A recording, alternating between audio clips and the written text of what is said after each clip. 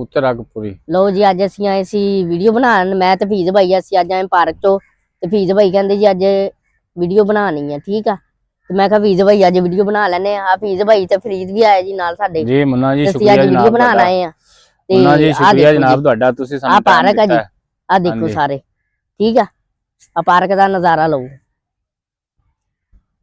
ਆ ਫੀਜ਼ ਭਾਈ, ਫੀਜ਼ ਭਾਈ ਹੈਲੋ ਆਏ ਕਰ ਦੋ। ਜਨਾਬ ਫਰੀਦ ਤੂੰ ਵੀ ਕਰ ਦੇ।